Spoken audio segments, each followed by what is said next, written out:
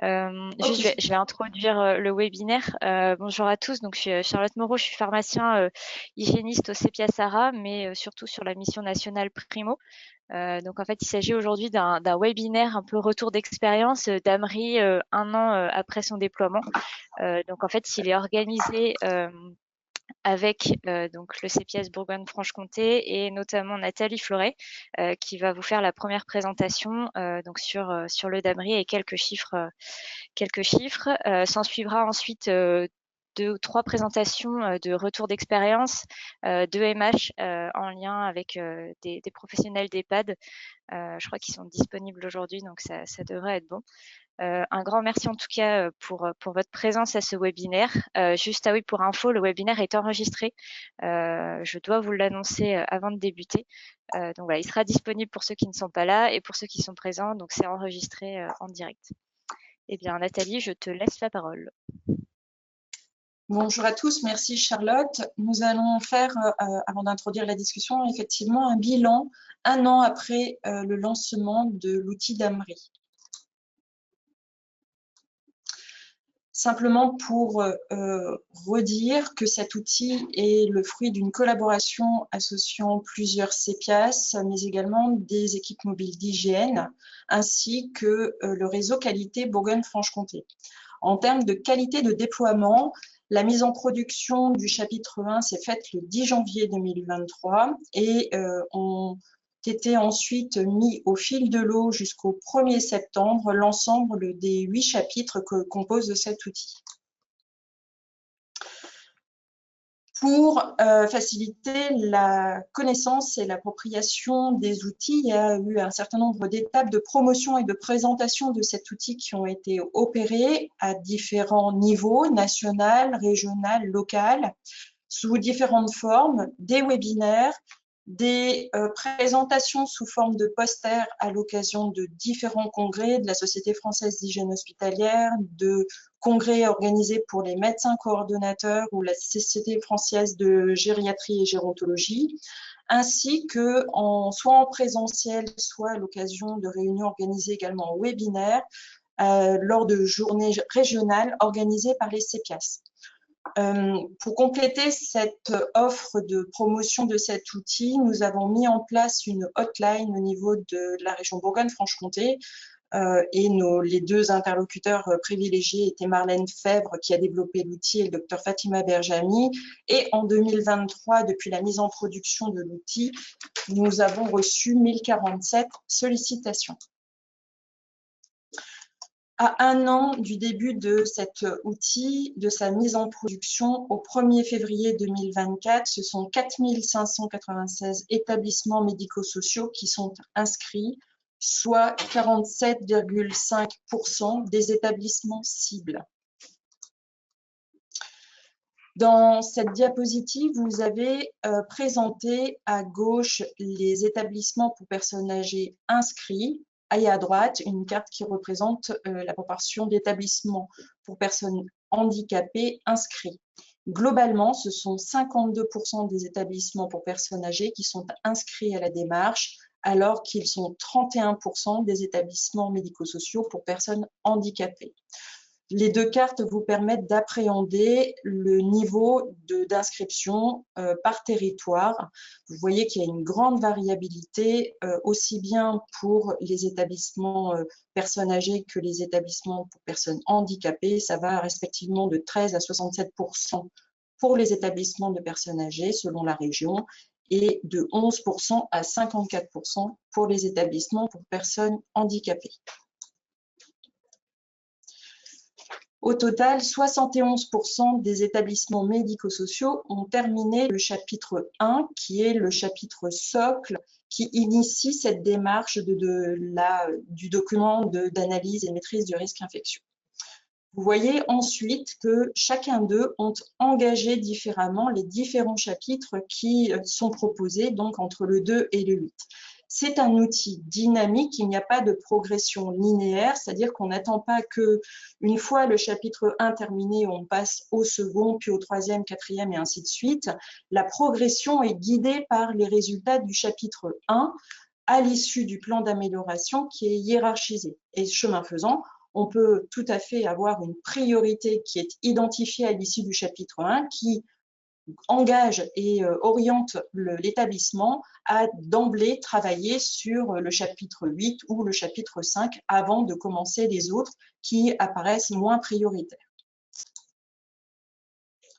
Sur cette diapositive, nous avons cette fois-ci conservé la stratification établissement pour personnes âgées et établissement pour personnes handicapées, mais nous avons présenté les résultats selon qu'ils sont ou non accompagnés par une équipe mobile d'hygiène.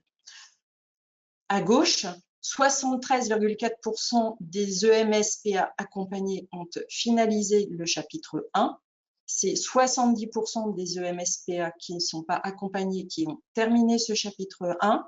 Et vous voyez ensuite dans la progression que systématiquement, quand on a un établissement, quand on est dans la catégorie des établissements accompagnés par une EMH, la progression semble moins importante que celle observée pour les établissements pour personnes âgées non accompagnées d'une EMH. À l'inverse, quand on se pose du côté des établissements pour personnes handicapées, 56,5% d'entre eux ont finalisé le chapitre 1 quand ils sont accompagnés par une EMH et 60% d'entre eux ont finalisé leur EMH alors qu'ils ne sont pas accompagnés. Et à l'inverse de ce que l'on peut observer dans le cadre de la progression des EMS personnes âgées, la progression des EMS PH accompagnée pour une EMH est un peu plus soutenue que celle des établissements qui ne sont pas accompagnés. On a essayé d'approcher la mise en œuvre du plan d'action d'amélioration. Une fois que chacun des chapitres est finalisé, il y a un plan d'action qui est proposé aux établissements et on demande en fait à chacun d'eux de s'approprier les outils pour mettre en œuvre ce plan d'action d'amélioration. Et on a utilisé un indicateur, un proxy indicateur, un indicateur indirect, qui est le nombre de téléchargements des fiches pratiques maîtrise du risque infectieux en EMS, également des outils développés par un groupe de travail inter-CEPIAS, qui est intégré, comme vous le voyez en bas à gauche, sur l'outil d'AMRI et où on invite les établissements à s'appuyer sur ces fiches pratiques pour mettre en œuvre le plan d'action d'amélioration dans leur structure et qui sont téléchargeables sur le site national des CEPIAS. Et quand on regarde en fait les statistiques de consultation de ces outils, on voit qu'il y a une nette progression entre 2022 et 2023, probablement parce que qui reflète probablement en fait leur utilisation dans le cadre en fait de la mise en œuvre de ce plan d'action d'amélioration du DAMRI. Quelques éléments de discussion. Nous sommes agréablement surpris et je pense que les membres du groupe de travail national n'avaient pas espéré autant d'établissements inscrits à la démarche. Encore une fois, c'est quasiment un peu moins de la moitié des établissements cibles. Probablement qu'il y a eu une large communication qui a participé à informer les établissements et peut-être qu'il y avait également un besoin de switcher sur un autre outil que celui du DARI qui était plus ancien. Il y a une hotline active où vous voyez plus de 1000 appels ont pu être reçus et ça fait fi des sollicitations directes que nous n'avons pas comptabilisées, faites directement aux autres CEPIAS. On voit que la démarche est engagée tant par les établissements médico-sociaux pour personnes âgées que pour les établissements médico-sociaux pour personnes handicapées et qu'il y a une certaine variabilité interrégionale de l'adhésion en fait de l'inscription des établissements à cette démarche et qui est plus nette pour les EMS établissements pour personnes handicapées. La progression dans la démarche, on voit que plus de 70% des établissements médico-sociaux ont finalisé le remplissage de leur chapitre 1, donc encore une fois, chapitre inaugural, qui est le démarrage en fait de cette démarche-là. Quand on regarde en fait la progression et qu'on stratifie par type d'établissement médico-social, on voit que la progression est un peu plus avancée pour les établissements EMS personnes âgées que pour les EMS PH. Alors, il y a peut-être des leviers qui sont mobilisés pour mobiliser en fait ces structures, et peut-être que l'évaluation externe n'en est pas loin.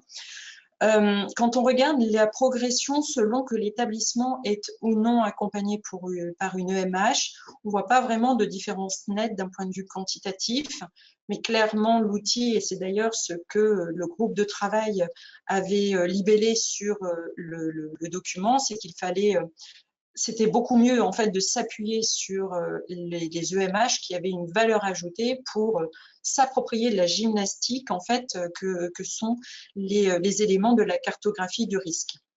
Et puis, ça interroge aussi quand on voit l'état d'avancement dans les structures qui ne sont pas accompagnées par une EMH, c'est que probablement d'autres ressources sont mobilisées pour accompagner les établissements à réaliser cette auto-évaluation. Et peut-être que les qualiticiens, à cet égard, sont partie prenante.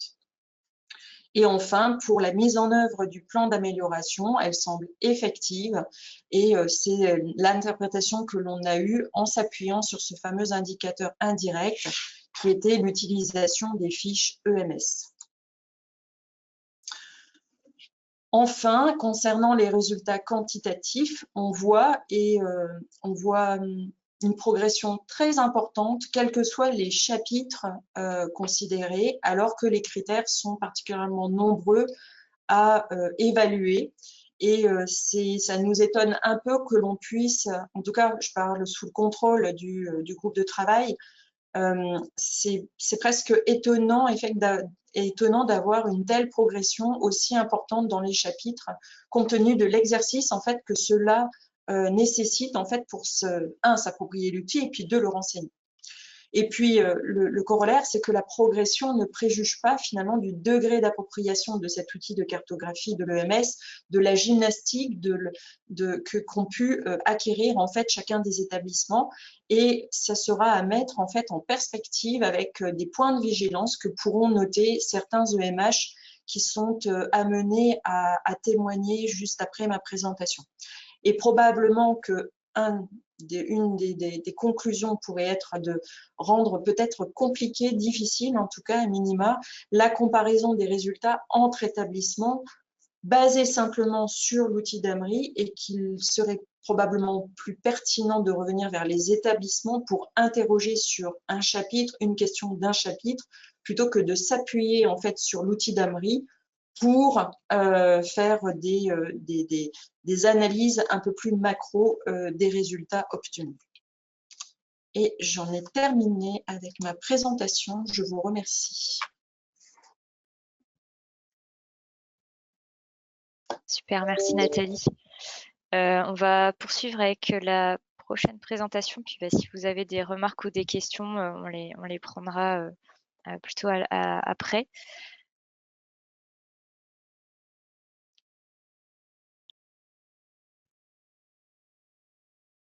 C'est bon pour vous là? Oui, parfait. Super. Donc, je me présente, donc moi je suis Amandine Thibault, je suis infirmière coordinatrice en EHPAD. Je fais partie, l'EHPAD où je travaille fait partie du groupe Corian. Donc, dans un premier temps, je vais vous expliquer un petit peu la structuration qui s'est passée par rapport au DAMRI dans notre groupe. Est-ce que vous pouvez passer la diapo? S'il vous plaît, merci. Donc en fait, nous, dans notre structuration, il y a deux niveaux. On a un niveau groupe dans lequel il y a une communauté de référents hygiène qui est globale à l'ensemble du groupe et qui est animée par deux intervenants qui font partie du siège et qui font partie donc du coup de notre service hygiène. C'est un service qui est vraiment un service support. Au-delà du groupe, on a quand même un accompagnement de terrain qui est assuré par l'équipe mobile hygiène des Hospices civils de Lyon. Donc la mise en place du DAMRI au sein de notre groupe, elle s'est faite d'abord par une présentation du DAMRI aux référents hygiène des établissements. Cette présentation s'est faite en février 2023. Et du coup, le déploiement a débuté entre février et mars pour le premier chapitre. Puis il y a eu, en parallèle, on nous a demandé de réaliser le CHPRI afin de pouvoir avoir des facilités pour remplir la première fois tous les chapitres. Donc le chapitre 1 a dû être réalisé entre avril et mai, le chapitre 2 entre juillet et septembre, puis les autres chapitres à partir du mois de décembre et on les continue au cours de l'année 2024. Au niveau de notre établissement, donc moi j'ai pris mes fonctions sur cet établissement-là en octobre et j'ai du coup pu bénéficier de l'accompagnement de notre équipe mobile d'hygiène pour réaliser les premiers chapitres du DAMRI. Et donc c'est le docteur Trouillot qui m'a accompagné sur cette partie des premiers chapitres. Donc en fait, le DAMRI s'inscrit dans une démarche qualité. Donc l'élaboration ayant débuté en 2023, on a trouvé que enfin personnellement, j'ai trouvé que c'est un outil qui était facile à prendre en main. La saisie, elle se fait en direct sur l'interface. Elle est simple. Il y a un guide de remplissage qui nous a beaucoup aidé sur les questions qu'on pouvait se poser sur l'outil. Et après, il y a un plan d'action qui est donc automatisé en fonction des réponses qui sont apportées. Au niveau des perspectives d'amélioration que moi j'ai pu identifier, c'est peut-être plus de flexibilité de l'outil pour intégrer des spécificités des établissements. D'ailleurs, il y a certaines questions pour lesquelles on n'est pas totalement concerné et du coup, en fait, il y a pas peut-être qu'on pourrait avoir la possibilité de choisir notre type d'établissement pour justement ne se retrouver qu'avec les questions qui nous concernent directement. Ensuite, on a identifié que ça peut-être la possibilité d'intégrer aussi l'option du non concerné aux réponses, qui va un petit peu avec ce que j'ai dit au-dessus.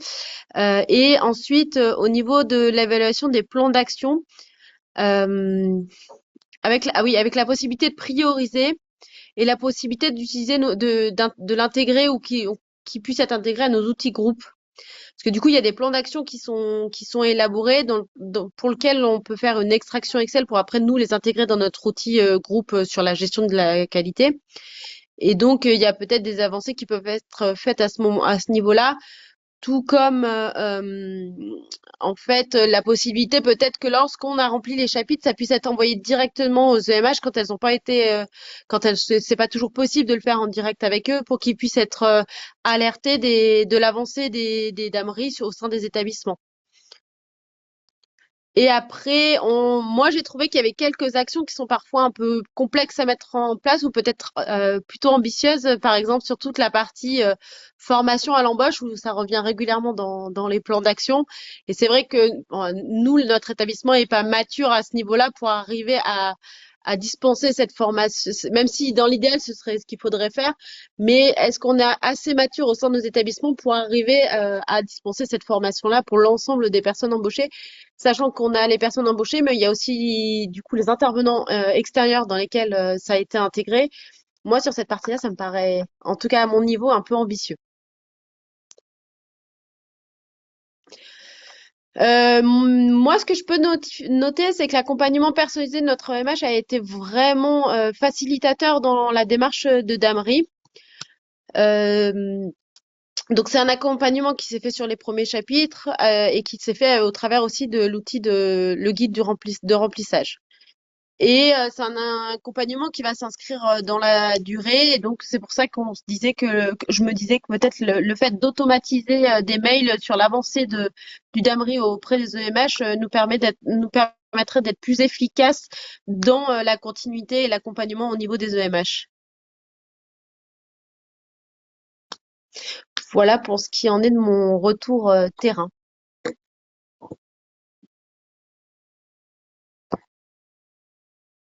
Alors, je vais donner la parole maintenant au docteur Trouillou, qui est normalement, tu devrais pouvoir partager ta présentation. Dis-moi si ça fonctionne.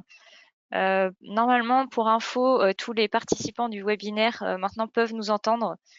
Donc bonjour à tous et excusez-nous pour ce souci technique. Donc c'est bien, ça forge l'expérience. On prendra ça pour expérience pour les prochains webinaires qu'on vous proposera dans les prochains mois.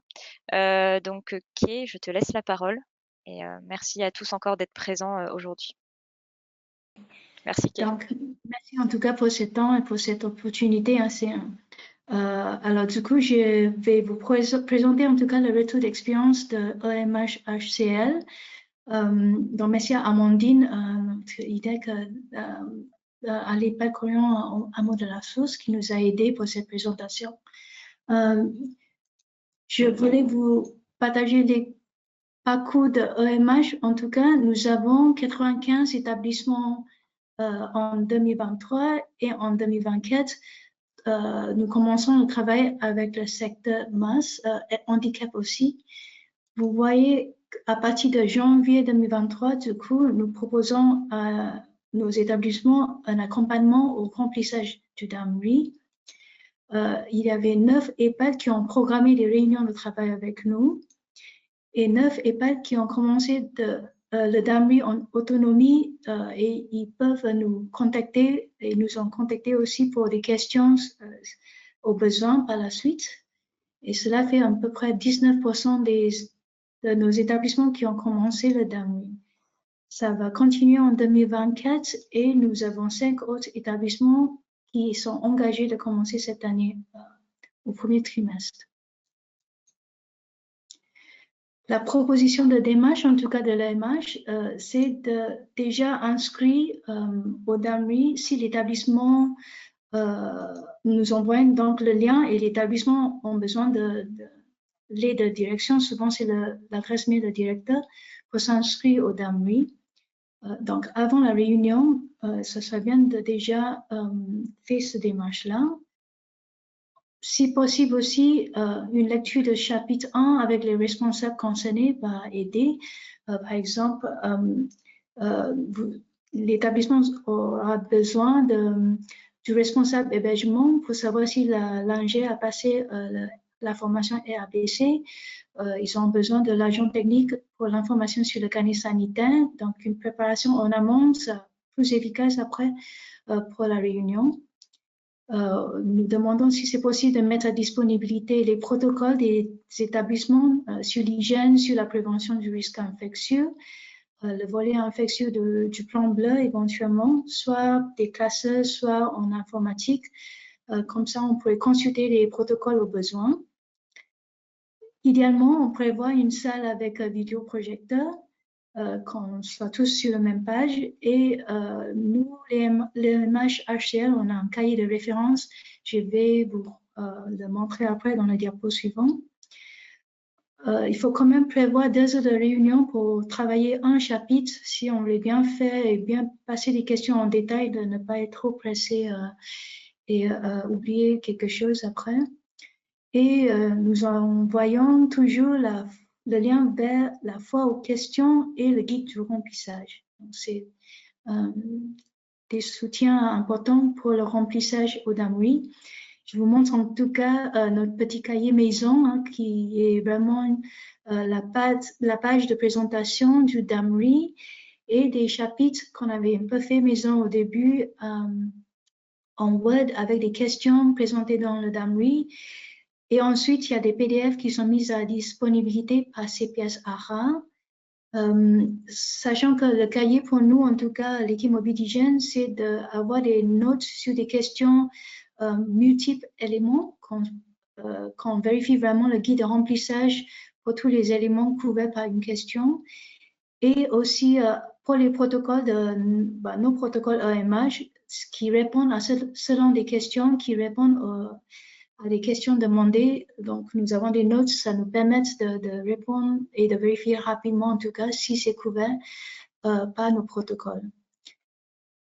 Donc, le point fort, comme elle a évoqué déjà Amandine, c'est un outil en ligne. Ça ne nécessite pas de remplissage pour les items vus, sauf aux besoins. C'est assez... il faut cliquer, c'est assez accessible. Ensuite, des questions sur le guide de remplissage sont en fait sur les points d'interrogation sur chaque question. Donc, ça peut être vérifié assez rapidement. Le programme d'action est généré automatiquement et ça permet une lecture à distance éventuellement. Si l'EHPAD ajoute l'adresse mail de l'EMH en lectrice, On utilise beaucoup le guide de remplissage et il y a des chapitres en PDF disponibles désormais. Nous pouvons contacter CPS BFC en cas de questions. Donc, merci pour votre aide aussi. Et de notre approche, en tout cas, c'est de commencer avec les chapitres 1 et 2 qui permettent le travail ensuite avec nos idéaux hygiénistes sur les protocoles nécessaires. Et puis, en deuxième semestre 2023, en fait, nous avons aussi proposé le chapitre 8 en épidémie en préparation pour la saison hivernale.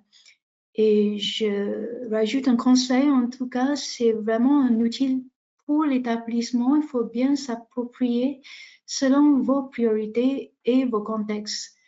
C'est vraiment un outil pour vous. Donc, la question soulevée, finalement, c'est un outil national. Il y a parfois des contextes régionaux à s'adapter. Est-ce qu'il y a un appui EMH disponible ou pas? Par exemple, pour nous, il y a une question sur le centre régional en antibiothérapie, mais HCL aussi, on a des hotlines de gériatrie et d'infectiologie. Donc, c'est ça qu'on propose aussi en tant que point de contact en réponse à cette question, par exemple. Il y a des questions avec multiples éléments. Nous avons, par exemple, une question sur les tabliers et est-ce que vous avez des tabliers en disponibilité et l'usage est approprié, mais en fait, ça ne parle pas que tablier usage unique pendant les soins, mais aussi l'usage des tabliers ou des chasubles au service d'un repas. Donc, parfois, il y a des questions pour une réponse oui ou non, mais il y a multiples éléments. Il faut rester vigilante. Et nous nous rendons compte aussi que l'approche de l'EMH, en principe, nous faisons des protocoles qui sont plutôt centrés sur la pratique, versus le DAMRI qui est plutôt centré sur le risque infectieux. Donc, vous avez des protocoles, par exemple, nous, c'est un protocole prévention risque infectieux lors de la toilette. Et par contre, dans le DAMRI, vous aurez des parties infections urinaires et des parties infections cutanées. Donc, c'est centré sur le risque infectieux et les questions sont parfois répondues par un protocole, parfois par plusieurs protocoles différents. C'est ça qui nous aide. Si on connaissons nos protocoles, c'est plus simple de dire oui, c'est couvert ou pas. Sinon, pour les protocoles qui sont proposés par les établissements ou des groupes, ça nous demande du coup une lecture des protocoles pour vérifier si ces éléments sont bien couverts. C'est un outil ambitieux, formation à l'embauche, par exemple, qu'Amandine a déjà évoqué, et des indicateurs qui ne sont peut-être pas encore en place. Et pour le chapitre 2, la fréquence de la gravité, c'est souvent là où on a des questions et cela joue ensuite sur la criticité des actions. Des questions non concernées, donc je ne tape pas plus sur ça. C'est la sélection des questions qui sont adaptées pour chaque établissement selon les secteurs. Et ensuite, si des établissements qui commencent bien dans le DAMRI avec plusieurs chapitres entamés, vous aurez un programme d'action très, très important. Une petite remarque sur le tableau Excel, en tout cas, qui est fusionné, donc ça ne permet pas le tri des actions. Et c'est ça qui peut nous aider ensuite pour prioriser nos actions. Alors, les objectifs de médaille d'or, on reste dans l'esprit olympique. Bienveillance et communication, hein, ce n'est pas le bac. On n'est pas en train de passer le bac. On ne demande pas un score parfait. Ce qui nous intéresse en équipe mobiligène et j'espère pour les établissements aussi, c'est la prévention en pratique. Donc, il faut qu'on soit d'accord sur le but d'exercice, l'outil d'échange et de collaboration. Finalement, le DAMRI nous permet du coup de travailler bien ensemble avec les établissements et de ensuite prioriser et réviser les protocoles qui sont en place et aussi les pratiques en place. Ça permet vraiment un échange, une discussion avec nos établissements sur les pratiques et les protocoles et les procédures et les matériels et l'organisation. Ça nous permet ensuite de prioriser les actions. Il faut un bon protocole pour pouvoir garantir une bonne pratique dans ce sens-là. Ça nécessite un protocole qui est adapté. Ensuite, il faut les formations avant de pouvoir faire des audits. Donc, il faut choisir et prioriser les actions et rester attentif au contexte. Par exemple, il y a des chapitres, à partir du chapitre 1, tous les autres chapitres, on peut prioriser selon le contexte et les besoins de l'établissement ou peut-être selon les saisons. Voilà, donc je vous dis plus vite, plus haut, plus fort ensemble. Je ne connais pas en latin, mais voilà. Merci beaucoup pour votre attention. Merci beaucoup, Kie, pour ta présentation qui illustre bien finalement qu'on peut faire un ou deux chapitres et ensuite ne pas forcément les faire dans l'ordre et plutôt aller vers les chapitres qui concernent soit les établissements de par une situation, soit finalement la saisonnalité avec des épidémies, notamment hivernales, dont on devrait bientôt sortir. Super, je vais donner maintenant la main à Sandrine Osebi. Donc, Madame Osebi, je viens de vous donner la main pour partager votre écran. Je vous laisse nous présenter votre retour d'expérience aussi et je vous remercie. Oui, vous m'entendez? Oui, c'est tout bon. Et on voit bien votre présentation. Parfait. Ben, je vous remercie de me donner l'occasion de partager mon expérience. Donc, je fais partie de l'EMH du CHU de Dijon. Voilà, j'accompagne 12 établissements médico-sociaux sur 80% de mon temps de travail. Et pour chaque établissement, j'ai 9 interventions sur site par an prévues. En ce qui me concerne, tous les établissements que j'accompagne sont inscrits dans la démarche d'AMRI. Tous les établissements ont clôturé le chapitre 1 et j'en ai la moitié qui ont initié les chapitres suivants pour tout en partie, surtout en partie. Un qui a répondu à tous les chapitres seulement. Le reste, ils sont en cours. Les principales difficultés qui m'ont été remontées lorsque nous avons enseigné le chapitre 1, c'était en amont qu'on n'avait pas la possibilité de connaître les questions pour une phase préparatoire qui était parfois demandée par les établissements, mais je vois que l'intervenante précédente avait un cahier déjà préparé avec ces questions. Justement, ça m'intéresse beaucoup.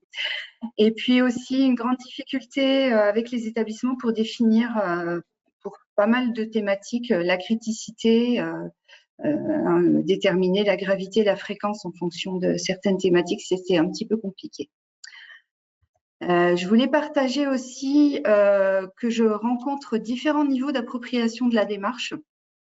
Ça va d'un engagement qui se rapproche plus de la démarche type TARI, avec anciennement l'auto-évaluation du greffe, avec cette notion de photographie à un instant T, avec souvent une surévaluation du niveau de maîtrise. On vient d'en parler là précédemment. Vous avez quelques thématiques où on a souvent 2 questions dans une. Donc, par exemple, pour une thématique, si tous les critères ne sont pas présents, on va coter oui. Souvent.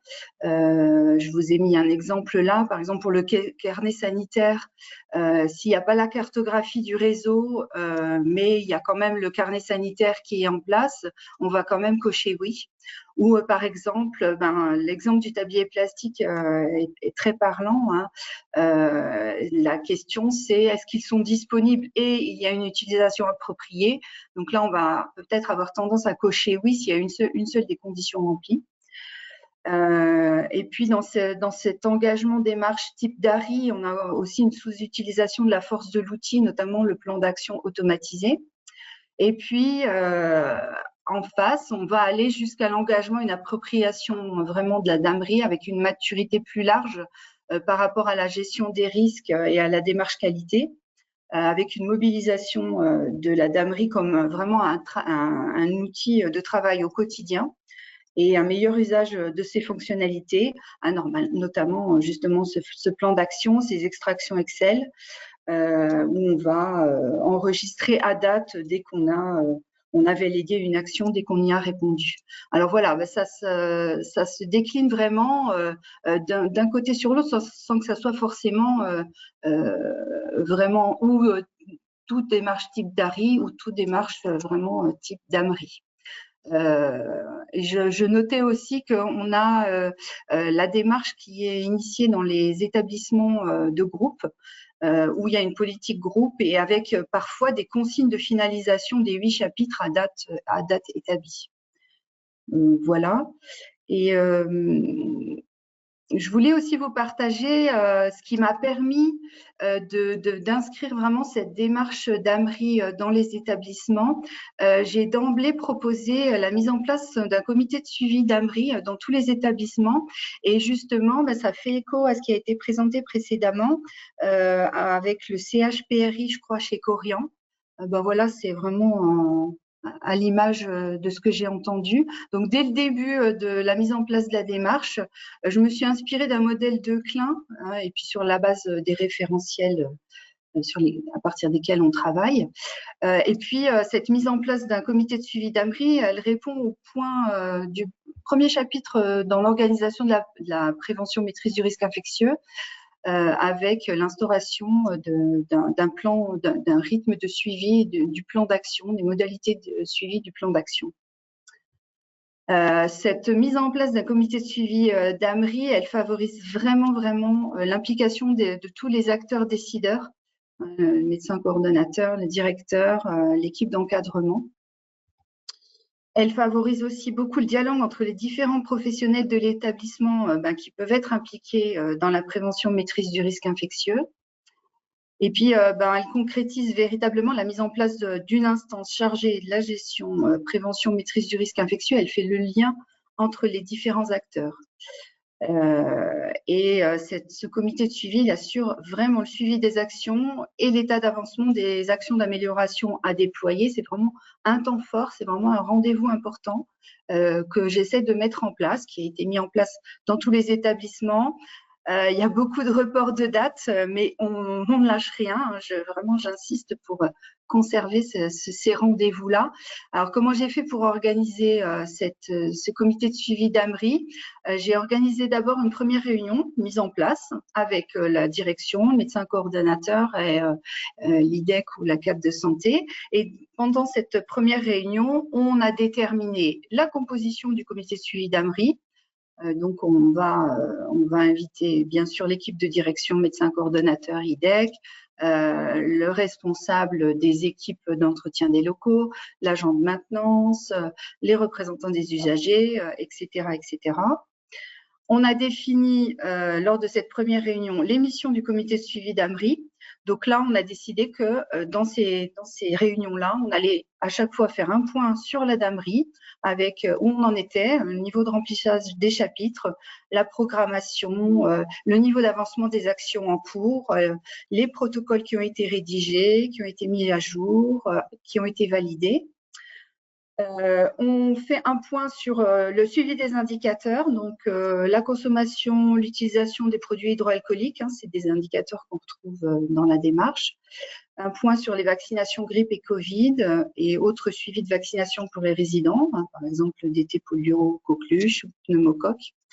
On fait un point sur les épisodes infectieux depuis la dernière réunion. On fait un point sur les formations et les évaluations de pratique également depuis la dernière réunion. Un point également sur les projets ou les enquêtes en cours. Par exemple, on parle de la prochaine journée hygiène des mains, de l'enquête nationale de prévalence 2024 qui va avoir lieu. Et puis aussi, systématiquement, j'invite l'agent de maintenance pour nous faire un point sur le carnet sanitaire de l'eau avec les derniers résultats. Enfin, est-ce qu'il y a eu des soucis depuis la dernière fois? Est-ce que le suivi des purges est effectué? On détermine aussi, lors de cette première réunion, l'organisation de la tenue du comité. Donc, j'essaie d'en organiser 2 fois par an, à des dates plus ou moins fixées en début d'année avec la planification de mon calendrier d'intervention.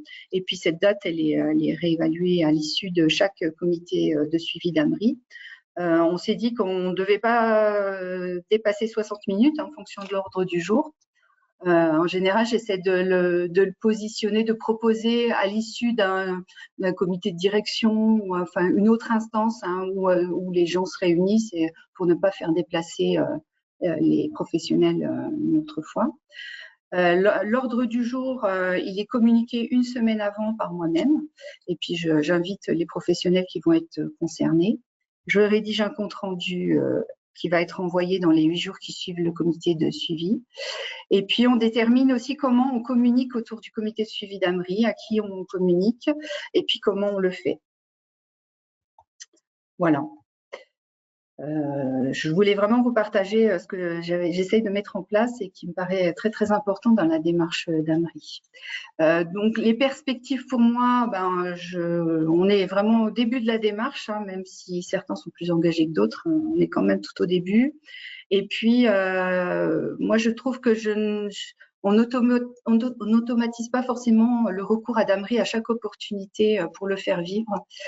Et puis, j'ai soulevé aussi la possibilité d'utiliser le traceur système qui est en complément de la démarche, non pas en complément, mais plutôt comme une entrée dans les chapitres. Par exemple, quand on observe une non-conformité et ça permet vraiment d'entrer dans le critère à questionner, par exemple sur le bon usage des gants ou pour le bon usage des tabliers plastiques, justement, ils sont présents certes, mais est-ce qu'ils sont vraiment bien utilisés? Donc là, on va aller dans le traceur système qui est mis à disposition. Voilà. Super, merci beaucoup. Donc là, vous nous montrez avec votre expérience que finalement, l'instauration d'un comité de suivi, finalement, est très important dans cette démarche et que finalement, ça vous a aidé et ça vous aide en fait à avancer dans cette démarche de maîtrise du risque infectieux. Tout à fait, merci beaucoup. Merci. Je vais donner la parole maintenant à l'EMH de Guadeloupe, Madame Moko. Je vais vous donner le partage d'écran. Hop. Dites-moi si c'est bon pour vous. Non. Je vais en profiter. On a une question. J'en profite en attendant que Madame Moko arrive à nous parler. On a une question dans le chat concernant la préparation des réunions. Celle-ci serait facilitée par la possibilité de fournir l'ensemble des questions aux différentes personnes qui sont conviées aux réunions. Est-ce que vous pensez pouvoir mettre à disposition donc, des professionnels cette fonctionnalité? Il y a déjà la possibilité d'imprimer. Alors, je ne sais pas si je peux partager mon écran, mais quand on est sur l'outil d'Amri, quand on descend en fait sur chacun des chapitres, en bas, on a la possibilité d'exporter en fait en PDF. Donc, ça veut dire que sur un document vierge, c'est, j'imagine, ce qu'a fait le CEPIAS ARA pour préparer son book de préparation des établissements en fait pour les accompagner. Donc ça, c'est une fonctionnalité qui existe déjà. Nathalie, je t'ai donné le partage si tu veux montrer. Alors, je bascule. Voilà. Je suis rentrée en fait sur n'importe quel. C'est bon, vous voyez? Tu vois, Charlotte? Ouais. En bas, en fait, on a la possibilité d'exporter le PDF. Donc, c'est sur un document vierge, eh bien, on a cette possibilité-là, en fait, d'avoir d'imprimer en fait quelque chose avant de débuter la démarche. Puis j'en profite du coup pour apporter deux éléments qui ont été évoqués tout à l'heure.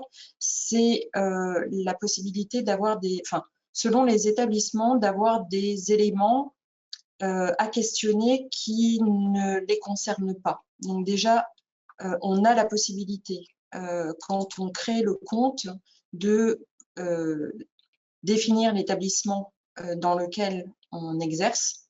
Donc, premier niveau qui va donner en fait les éléments à interroger. Et ensuite, établissement par établissement, non, chapitre par chapitre, pardon. Quand on fait l'auto-évaluation, on demande en fait, il suffit que je me mette sur le bon, évidemment, on a la possibilité,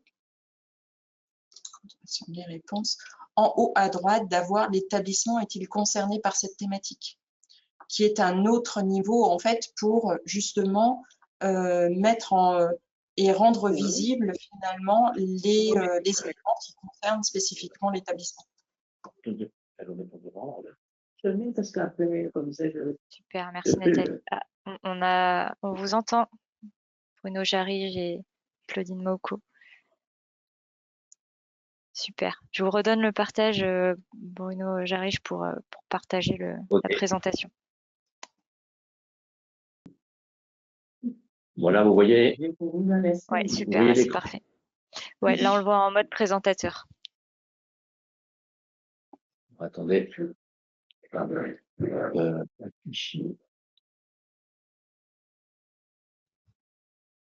Et là, c'est bon?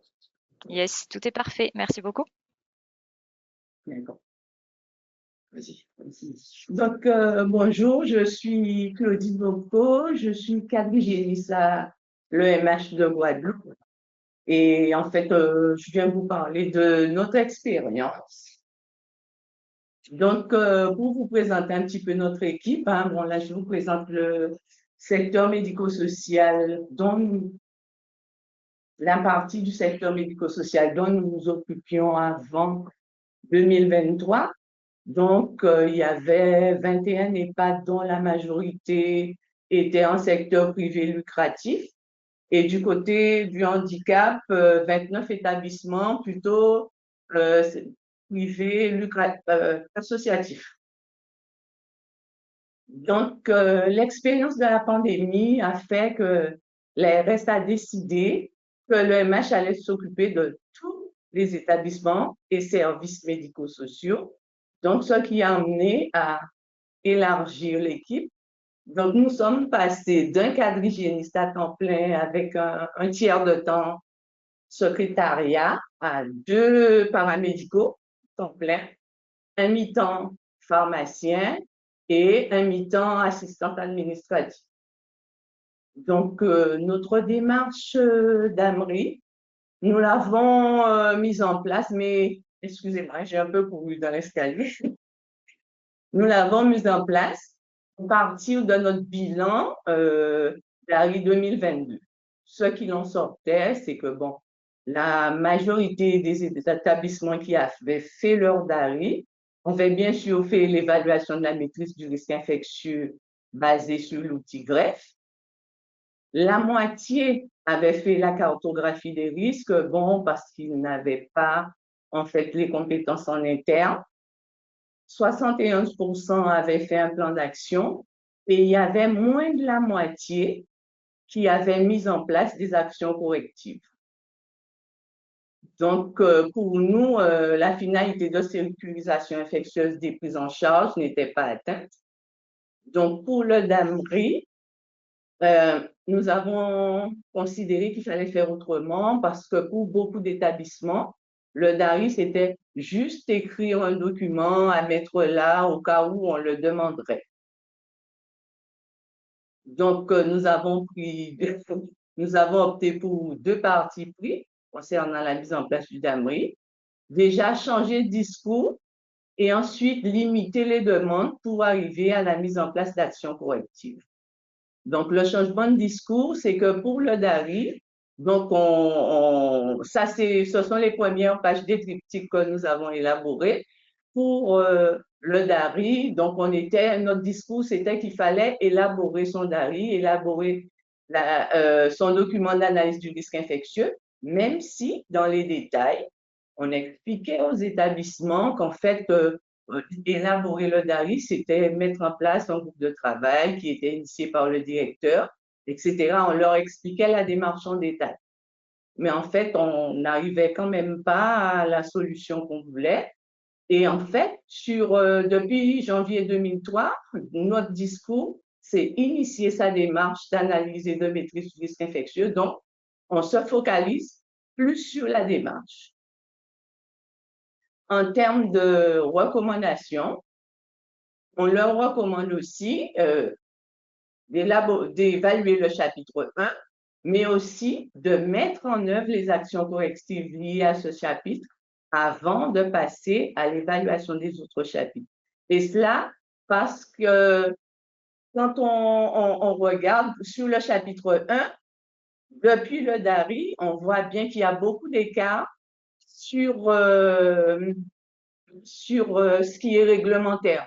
Et en fait, ça ne sert à rien de faire l'évaluation et de ne pas mettre les actions en place.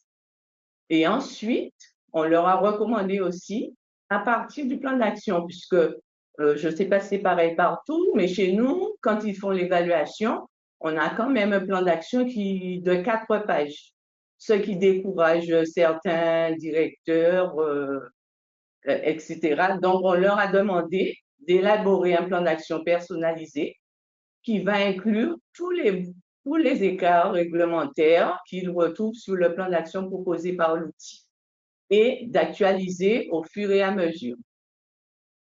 Pour vous illustrer un petit peu, bon, je vais avancer ce qu'on a eu comme résultat. Bon, j'ai pris l'exemple d'un établissement, hein, c'est un EHPAD de 40 places, c'est un EHPAD public. Donc, entre janvier 2000, bon, il y a une diagnostic déplacée, voilà. En février 2024, hein, pour son expérience d'ARI, pour son expérience d'ARI, en fait, l'établissement avait entre 2019 et 2022, donc l'établissement avait élaboré un DARI, mais il n'y a pas eu d'action mise en place. Aucune action n'avait été mise en place. Et alors que pour le DAMRI, ça a été plus rapide. C'est en février 2024 qu'on a fait l'évaluation de la maîtrise du risque infectieux. En mars 2024, l'élaboration du plan d'action corrective. Et en mars même, ils ont commencé à mettre en place les actions correctives. Voilà. Et en sus, le directeur a élaboré un retour d'expérience qu'il présente aux autres directeurs d'établissement et il nous aide un peu à convaincre les autres directeurs. Donc, pour nous, ce qu'on a eu comme les moins qu'on a eu par rapport à l'outil d'AMRI, c'est que effectivement, les évaluations sont très détaillées, donc les établissements de prime abord trouvent que c'est très lourd, donc ils ont un petit peu de rejet. Après, l'évaluation n'est pas toujours accessible sans l'aide de l'EMH, puisque bon, on a un secteur médico-social où il n'y a pas eu beaucoup d'interventions concernant la prévention du risque infectieux. Ensuite, certains critères, donc j'ai entendu que ça avait été dit, ne sont pas forcément applicables pour les EMS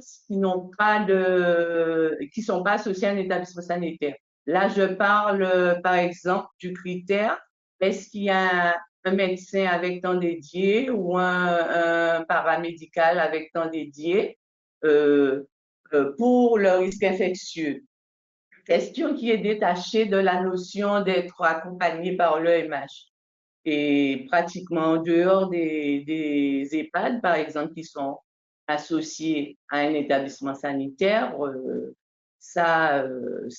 fait, ce n'est pas possible pour les établissements, notamment concernant le médecin, puisque comme chez nous, il y a de très petits établissements, les médecins coordonnateurs sont présents dans l'établissement entre une demi-journée et une journée maximum.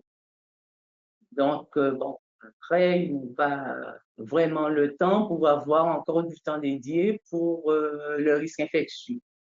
Voilà. Donc, par exemple, sur des questions comme ça, peut-être que ce serait bien qu'on puisse avoir la notion de non applicable. En sachant que ce que nous avons choisi comme solution, c'était de valider le critère quand les établissements avaient signé leur convention avec l'EMH. Ensuite, les plus pour nous, ce qu'on a beaucoup apprécié, c'est que le DAMRI implique forcément les directeurs. Parce que sur le DARI, même si dans la méthodologie, il était préconisé que le directeur initie et accompagne la démarche, donc le plus souvent, les directeurs lui déléguaient la démarche.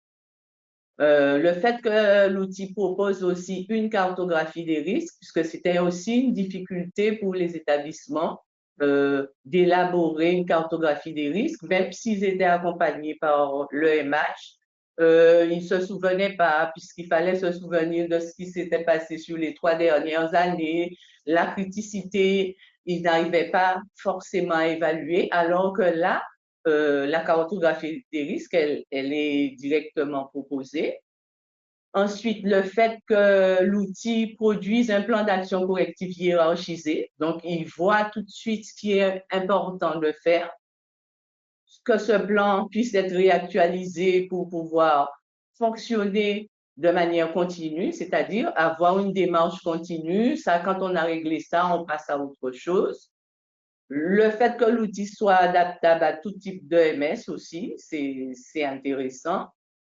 Et en fait, un plus aussi, le fait que les activités d'animation soient prises en compte. Parce qu'il y a des EMS où il n'y a pas du tout de soins techniques. Et par contre, il y a beaucoup d'activités et des activités qui génèrent du risque infectieux, même des activités basiques, hein. Par exemple, faire comprendre aux gens que lorsqu'on organise, chez nous, en Guadeloupe, culturellement, on joue beaucoup au domino. C'est-à-dire que vous avez des pièces qui passent de main en main. Et donc, faire comprendre aux animateurs que lorsqu'on va jouer au domino, déjà, il faut que les pièces soient essuyées et il faut que tous les participants se désinfectent les mains. Ça, pour nous, c'est important. Voilà.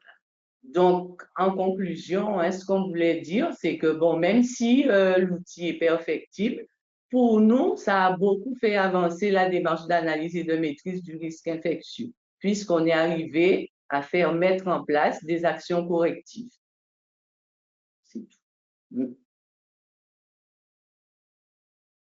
Eh bien, merci beaucoup pour votre retour d'expérience aussi très intéressant. Et finalement, les 3 présentations sont relativement complémentaires, donc c'est vraiment une bonne chose.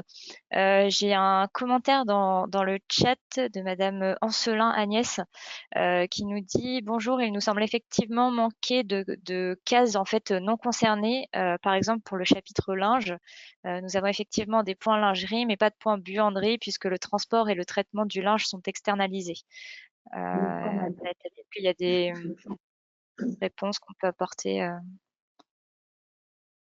Alors je reviens sur les professionnels. Alors il y a des établissements, je reprends après pour la lingerie, mais sur les professionnels, sur les ressources, dans le chapitre 1, il y a l'onglet non concerné, mais néanmoins sur les ressources, y compris médicales, on peut imaginer en fait que certains établissements, alors je veux bien le concevoir, c'est probablement extrêmement rare, mais on ne peut pas s'affranchir d'établissements qui ont des ressources internes en fait identifiées et qui vont travailler en fait sur cette thématique.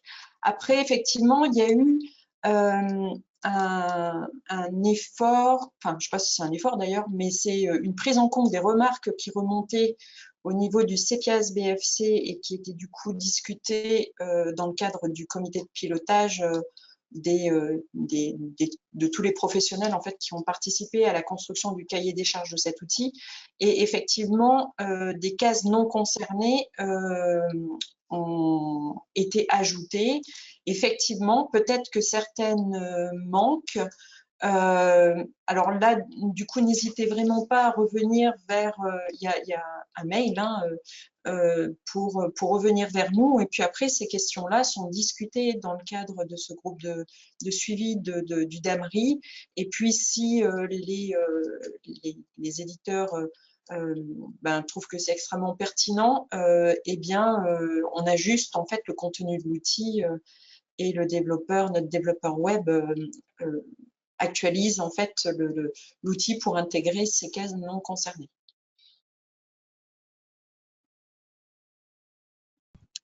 Ok, très bien. Merci Nathalie. Ok, est-ce qu'on peut faire, est-ce que vous, dans les participants, est-ce que vous avez des retours d'expérience, qu'ils soient positifs ou négatifs? Donc il y a beaucoup de monde, donc peut-être on peut essayer de voir voilà, quelques-uns, une ou deux personnes pourraient nous faire un retour. Normalement, vous pouvez activer votre micro. On vient de mettre cette fonctionnalité, donc n'hésitez pas. Je vais voir aussi dans le chat s'il y a des questions.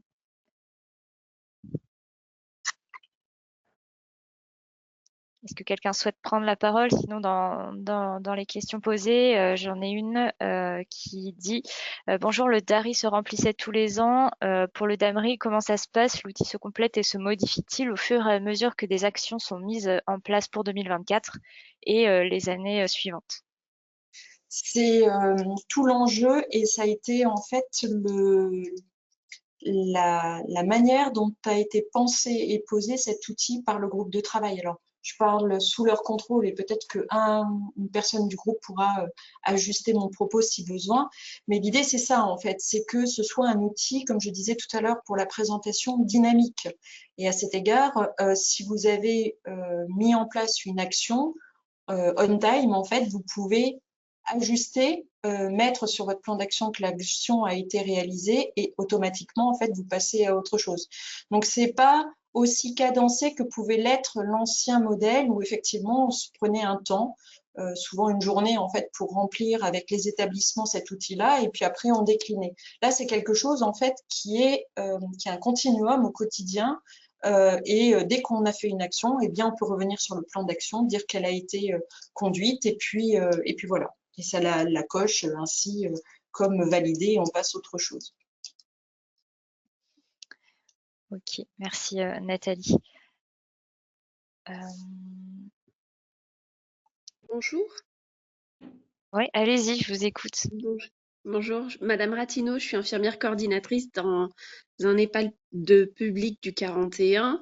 Nous avons complété le DAMRI en entier parce que le DARI n'avait pas été complété depuis longtemps, donc ça nous a permis de nous remettre un peu à jour. J'ai constaté que sur certains plans, certaines questions du plan d'action, certaines actions qui nous proposaient, alors que j'avais répondu oui, il nous propose quand même de faire une action. Je ne comprends pas pourquoi le plan d'action correspond pas toujours aux réponses qu'on a données dans la complétude du DAMRI. Alors, j'avais la réponse parce que le docteur Berjavi m'avait expliqué. Par contre, j'ai plus le fil de la réflexion. Donc, si elle peut, elle, prendre la parole et compléter, j'avoue, ou quelqu'un d'autre, Rachel, je ne sais pas si Rachel est là.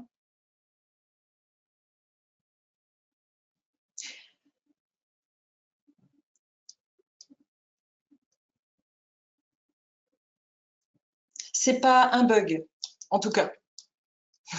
Voilà. Le docteur Berjami est connecté, mais je ne sais pas si elle a son micro d'ouvert, mais je ne sais pas si elle arrive à nous parler pour compléter ta réponse. J'ai un autre commentaire sur le chat. Il est parfois difficile sur les grosses structures de savoir qui s'occupe de quoi et il faut du temps pour aller chercher l'information. D'autre part, au fil du remplissage, une question comprend plusieurs questions et c'est parfois compliqué finalement de répondre. Ça a été évoqué lors des présentations, mais c'est exactement ce qu'a présenté Sandrine en fait et d'où l'intérêt effectivement d'avoir peut-être ce temps de préparation, d'impression des documents supports sur lesquels on va pouvoir réfléchir pour voir en fait qui on va devoir mobiliser au sein de nos structures pour construire la réponse et voilà quoi. Ok, très bien. Est-ce qu'il y a d'autres retours ou d'autres questions qui souhaiteraient être partagées lors de ce moment? On a un peu dépassé largement d'ailleurs, donc n'hésitez pas si vous avez d'autres remarques. Pour information, donc ce webinaire est enregistré, donc nous allons bien entendu vous le partager.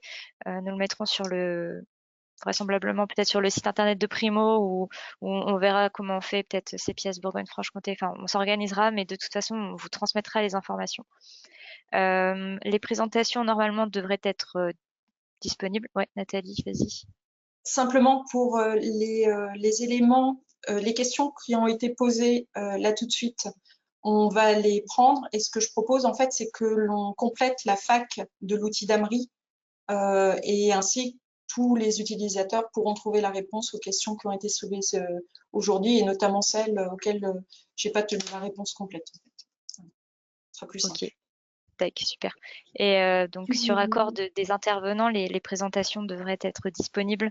On vous redira ça. Ok, tu voulais ajouter quelque chose?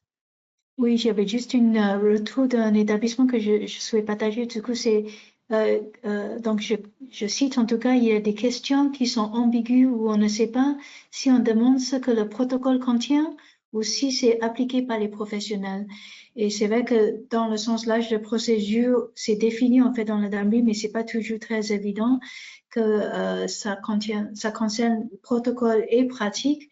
Et parfois, selon les contextes, c'est parfois protocole, parfois pratique. Donc, voilà, c'est un retour que je voulais faire de nos établissements, du coup. Alors, c'est vrai que aussi bien le docteur Berjamy que Marlène Fèvre, qui a développé l'outil, sont submergés de sollicitations qui viennent de partout en France, mais néanmoins, n'hésitez pas à continuer à leur faire remonter ce genre de messages pour qu'on puisse justement ajuster, enfin, pas moi directement, mais qu'il y ait une vraie réflexion qui soit poursuivie au niveau du groupe de travail initial et qu'on puisse apporter la modification si besoin sur l'outil en termes de fonctionnalité ou de précision des points d'interrogation pour éclairer justement et qu'on lève ces ambiguïtés. Super, merci. Dernière question, après je clôturerai. Donc c'est Patricia Morchin qui demande bonjour, qu'est-ce que les facteurs vectoriels? Si Madame Morchin, vous avez votre micro ou possibilité d'intervenir, n'hésitez pas.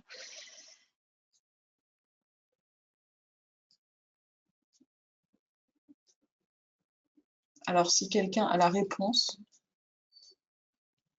En tout cas, on note la question et Vectoriel, c'est les moustiques. C'est les moustiques qu'on aime bien aux Antilles. Ah, ok, je pensais le vecteur, moi, et pas. Ok, bon. Ah, pardon, oui, je ne sais pas si on m'entend. Les oui, on vous chikungunya, le entend, oui. Zika. C'est une question qui apparaît dans le DAMRI et du coup, je ne Oui, savais pas. Je suis une jeune infirmière hygiéniste, pardonnez-moi, de Normandie.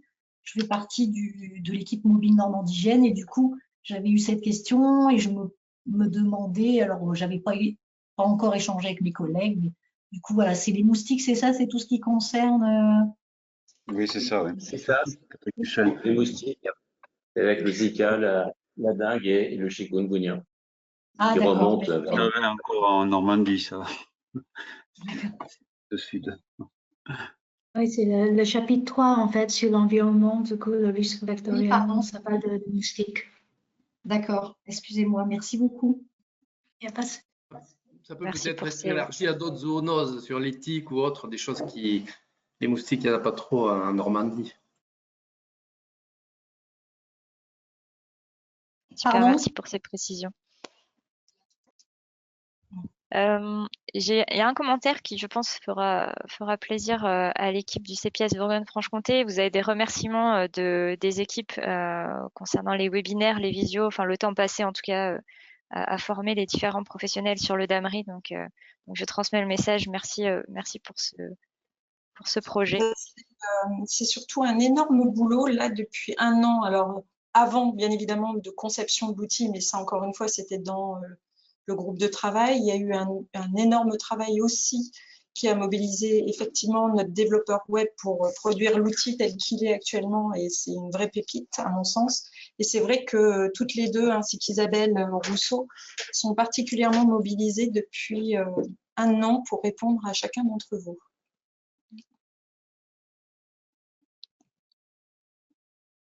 Très bien. Si vous n'avez pas d'autres questions, on va prendre le temps de regarder les questions dans le chat pour y répondre pour celles qui n'ont pas pu être, pour lesquelles on n'a pas pu apporter de réponse pour le moment. Et si c'est bon pour vous, on va clôturer ce webinaire. Un grand merci à tous les intervenants d'avoir été disponibles et d'avoir pris le temps de nous préparer et de nous exposer votre retour d'expérience. Merci à tous les participants. On est encore une fois désolé pour ces soucis techniques. Ça nous servira pour les prochains webinaires qu'on pourra vous proposer dans les mois à venir. Donc voilà, je vous remercie beaucoup et je vous souhaite une bonne fin de journée et un bon week-end de Pâques à venir. Merci. Merci beaucoup. Merci beaucoup. Merci.